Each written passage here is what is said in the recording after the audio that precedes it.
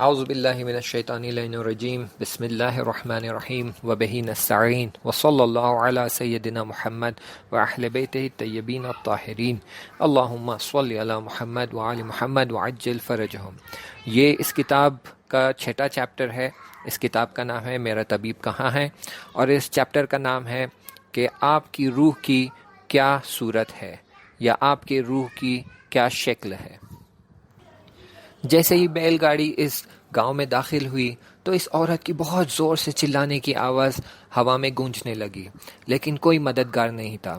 نہ اس لیے کیونکہ اس گاؤں کے لوگ سنگ دل اور بے رحم تھے، بلکہ اس لیے کیونکہ اس گاؤں کے حصے میں اب کوئی نہیں رہتا تھا۔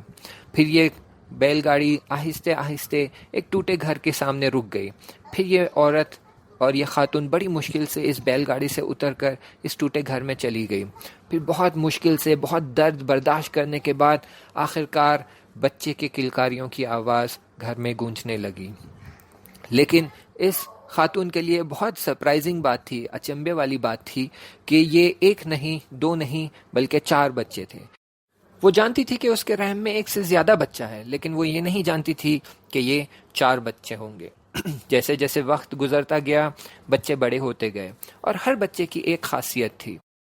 ان میں سے ایک لڑکا بہت ہی انٹیلیجنٹ اور سمجھدار تھا، جو ہر چیز کو، ہر انفارمیشن کو اپنے عقل کے ترازو میں تولتا تھا اور پھر نتیجہ لیتا تھا، اور اس کے نتیجوں کو سب مانتے تھے۔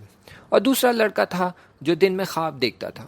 وہ اژدہوں کے، بڑے بڑے قلعوں کے، اڑنے والے پہاڑوں کے، جادوئی مطالب کے، پریوں کے اور ایسے لوگوں کی جن کے پاس جادوئی طاقتیں ہوتی تھی، ان کے سپنے دیکھتا تھا۔ اس کے سارے ڈیسیشنز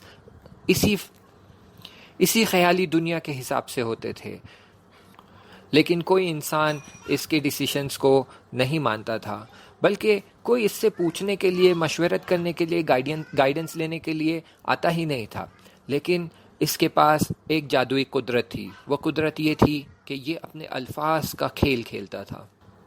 وہ اپنی باتوں اور خیالوں کو اتنی خوبصورتی سے لوگوں کے سامنے پیش کرتا تھا کہ لوگ اس کی باتیں سنتے سنتے تھکتے نہیں تھے۔ وہ گھنٹوں بیٹھے اس کی باتیں سنتے تھے، بلکہ وہ اپنی دنیا کی اصلی حقیقت کو بھول جاتے تھے اور اس کی باتیں سننے میں مشغول ہو جاتے تھے۔ وہ یہ بھول جاتے تھے کہ وہ بھوکے ہیں، وہ یہ بھول جاتے تھے کہ ان کی دکانیں ہیں، کسب و کار ہے، کام کاج ہے، بلکہ وہ یہ بھی بھول جاتے تھے کہ ان کی ایک فیملی ہے جس کا انہیں خیال رکھنا ہے۔ کبھی کبھی وہ سٹوریز میں اور اس کی باتوں میں اتنا الجھ جاتے تھے اور اتنا انوالو ہو جاتے تھے کہ انہیں لگنے لگتا تھا کہ یہی ان کی اصلی زندگی ہے، اور وہ جو زندگی جس میں ان کا کام کاج، کسب و کار اور خانوادہ ہے، یہ زندگی ان کے آڑے آ رہی ہے تاکہ یہ کہانی والی اور قصوں والی زندگی یہ انجوائے کر سکے۔ پھر ان میں سے ایک بہت ہی لالچی شخص تھا۔ اس کا دل کسی چیز سے نہیں بھرتا تھا، اسے ہر چیز بہت زیادہ چاہیے تھی۔ اسے کھانا زیادہ چاہیے تھا، اسے کپڑے زیادہ چاہیے تھے، اسے زمین زیادہ چاہیے تھی، اسے پیسے زیادہ چاہیے تھے، اسے قدرت زیادہ چاہیے تھے، اسے ہر چیز زیادہ چاہیے تھی۔ اگر اس کا بس چلتا تو اسے زیادہ بھی زیادہ چاہیے تھا۔ اور ان میں سے جو آخری تھا وہ بہت ہی یونیک اور الگ تھا۔ اسے کوئی بات سمجھ نہیں آتی تھی، اسے کوئی عقلی دلیل سمجھ نہیں آتی تھی، بس یہ مانتا تھا کہ ہر مشکل کو مکے سے اور گھونسے سے سلجھایا جا سکتا تھا۔ اسے لگتا تھا کہ ہر چیز قدرت سے سلجھائی جا سکتی ہے، تو یہ پہلے مارتا تھا پھر بات کرتا تھا۔ اگر کوئی اسے صبح صبح کہتا گڈ مارننگ تو یہ اسے پہلے مکہ مارتا اور پھر کہتا ہاں ہاں اب میرے لیے گڈ مارننگ ہو گئی۔ تو سادے الفاظ میں بتاؤں کہ اسے عقل کچھ نہیں تھی، بس قدرت ہی قدرت تھی۔ جیسے جیسے سال گزرتے گئے یہ بڑے ہوتے گئے، اور پھر یہ اپنے لیے کسب و کار ڈھونڈنے کے لیے نکل گئے۔ جب یہ ایک دیش سے گزر رہے تھے، ایک کنٹری سے گزر رہے تھے، تو انہیں پتہ چلا کہ وہاں کا جو راجہ ہے انہیں ایک وزیر کی ضرورت ہے، ایسے وزیر جو اسے حکومت کرنے میں مدد کر سکے۔ تو کیونکہ ان چاروں کے پاس الگ الگ قابلیت اور قدرت تھی، تو انہوں نے کہا چلو کیوں نہیں راجہ کے پاس جاتے ہیں، اسے اپنی قابلیت دکھاتے ہیں اور دیکھتے ہیں شاید ہم 4 میں سے کوئی اس کا وزیر بن جائے۔ تو پہلا والا راجہ کے سامنے آتا ہے، اور یہ وہی سب سے زیادہ قدرت اور 0 عقل والا شخص تھا۔ اس نے کہا حضور اعلیٰ میں آپ کے لیے سب سے بہترین وزیر بنوں گا، کیونکہ آپ کا راج بہت بڑا اور خزانوں سے بھرا ہوا ہے، اور ایسے راج کی رکشا کرنا اور پروٹیکشن کرنا ضروری ہے۔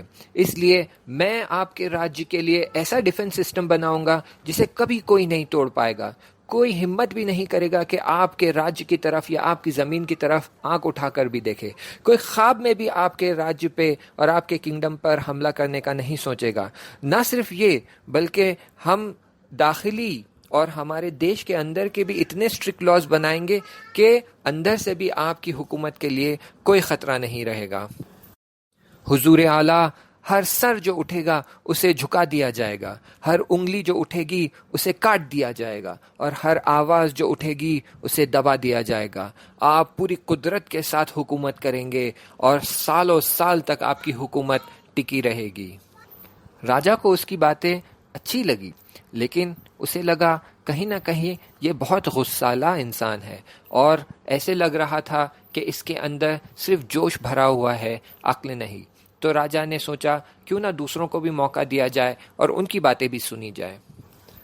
اگلا شخص جو آیا وہ وہی لالچی لڑکا تھا۔ اس نے کہا حضور اعلیٰ میں آپ کے لیے سب سے بہترین وزیر بنوں گا، کیونکہ آپ کا راج بہت بڑا اور بہت ہی پیسے والا ہے، لیکن پھر بھی کئی ایسی زمینیں باقی ہے جن پر قبضہ کرنا باقی ہے، کئی ایسے خزانے ہیں اس دنیا میں جن پر قبضہ کرنا باقی ہے۔ ہمارا شاہی خزانہ ایسا خزانہ ہوگا جو کبھی ختم نہیں ہوگا۔ ہم ہماری آرمیز لے کر ہمارے پڑوسی دیشوں میں جائیں گے اور ان پہ قبضہ کر لیں گے، ہم بلکہ دور دور کی زمینوں پہ اور دور دور کے راجیوں پہ قبضہ کر لیں گے، اور دنیا کے ہر کونے سے خزانہ جمع کر کر ہم آپ کے شاہی خزانے میں بھر دیں گے۔ اب راجا کو ایک نئی رانی کی بھی ضرورت ہے، اور میں جانتا ہوں دقیقاً آپ کو کہاں وہ بہترین رانی ملے گی۔ حضور اعلیٰ آپ تو اپنی عوام کے ساتھ بھی بہت زیادہ لینینٹ ہے، اور آپ ان کے ساتھ بہت نرم رفتار کرتے ہیں۔ میرے حساب سے ان کا ٹیکس بڑھا دینا چاہیے، اور یہ ٹیکس کے پیسوں سے ہمیں اور ایک محل بنانے کی ضرورت ہے۔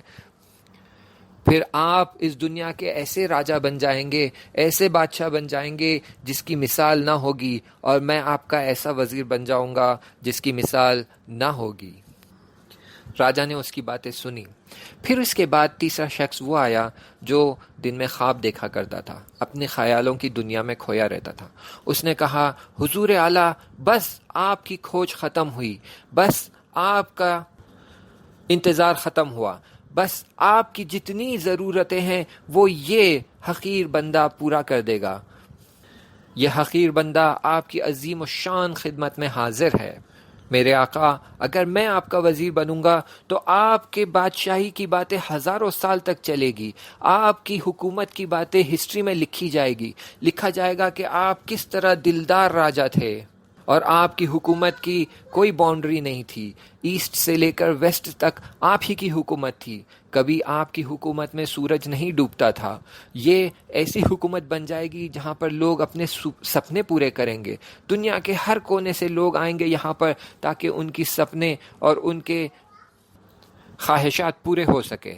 آپ کے شاہی محل میں ہر طرح کے لوگ موجود ہوں گے، بڑے بڑے خانسامہ ہوں گے، بڑے بڑے شاعر ہوں گے، بڑے بڑے پینٹرز ہوں گے جو ایسی پینٹنگ کریں گے کہ لوگ دیکھتے رہ جائیں گے۔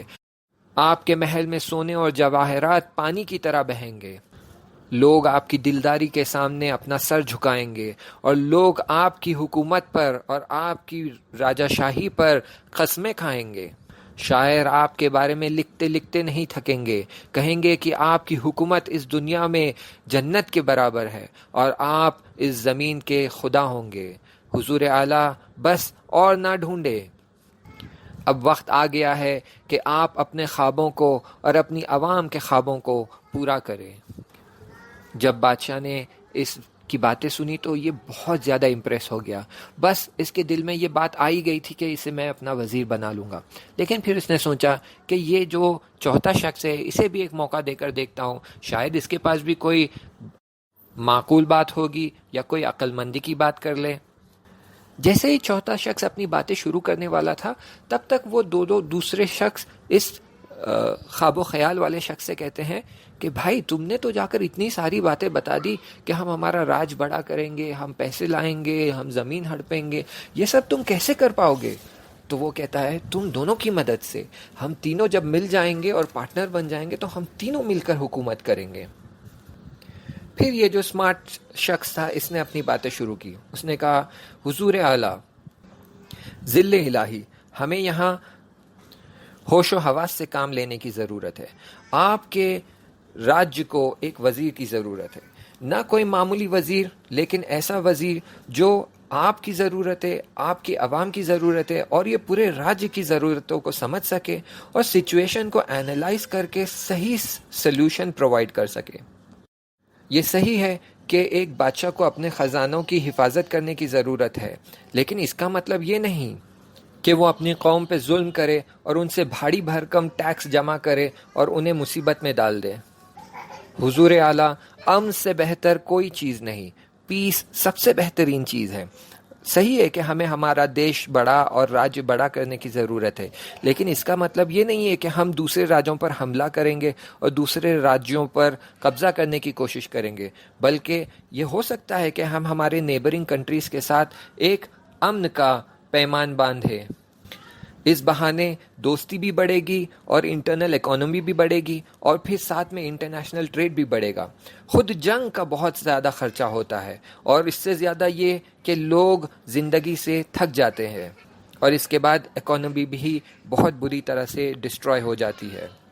اور پھر یہ عقل مند شخص راجا کو بتاتا گیا کہ کس طرح راجیہ اور بادشاہی میں آئی ہوئی مشکلوں کو ریشنل اور عقلی طریقے سے حل کیا جا سکتا ہے اور کیسے صحیح اور معقول نتیجوں پر پہنچا جا سکتا ہے۔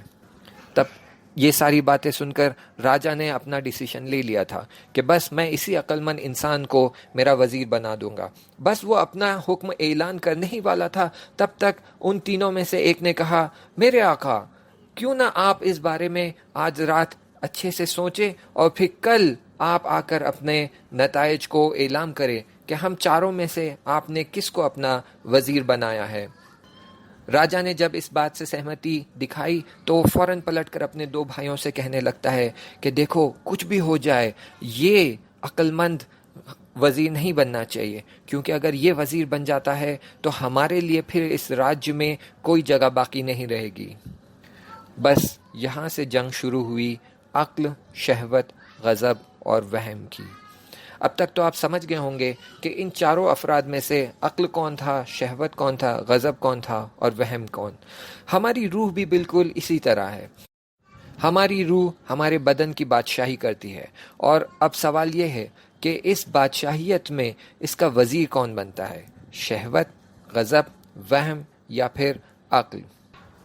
اگر شہوت، غضب اور وہم ہماری روح کے وزیر بن جاتے ہیں تو پھر ہماری روح کی حالت نفس امارہ جیسی ہو جاتی ہے، جو صرف اپنی حیوانی خواہشوں کو پوری کرنے میں لگ جاتا ہے اور دوسروں کے بارے میں کوئی خیال نہیں کرتا۔ اور یہاں سب سے بڑی مشکل یہ ہوتی ہے کہ اگر شہوت، غضب اور وہم ان تینوں میں سے کوئی بھی ایک وزیر کی پوسٹ لے لیتا ہے، وزیر کی جگہ لے لیتا ہے، تو پھر یہ پوری کوشش کرتا ہے کہ باقی دو کے ساتھ مل کر عقل کو ناکارہ کر دے۔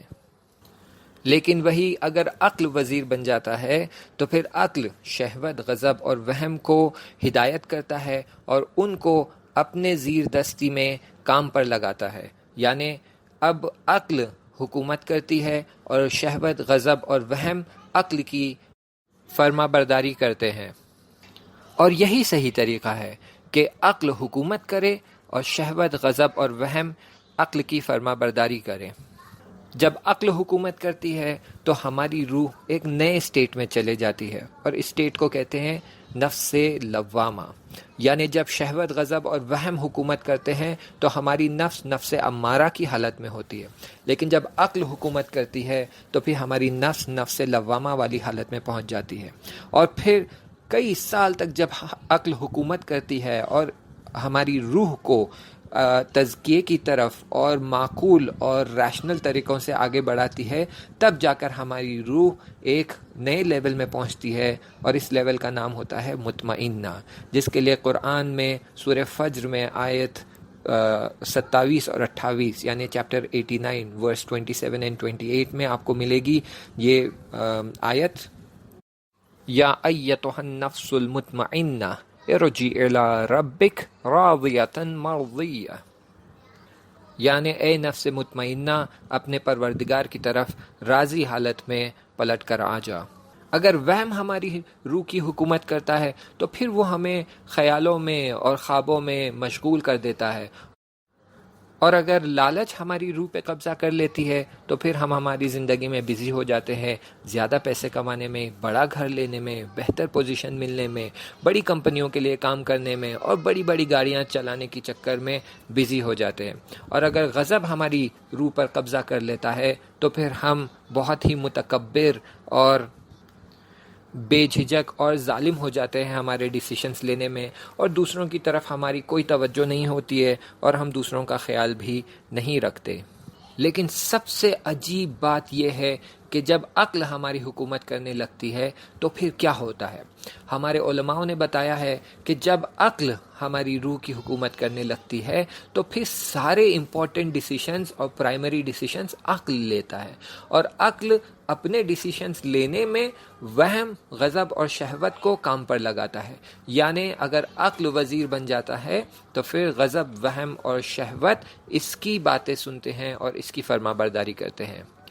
ویسے یہ بات بتاتے چلوں کہ یہ تینوں ایک ساتھ مل کر رہتے ہیں اور ہمیشہ عقل کے خلاف جنگ کر رہے ہوتے ہیں۔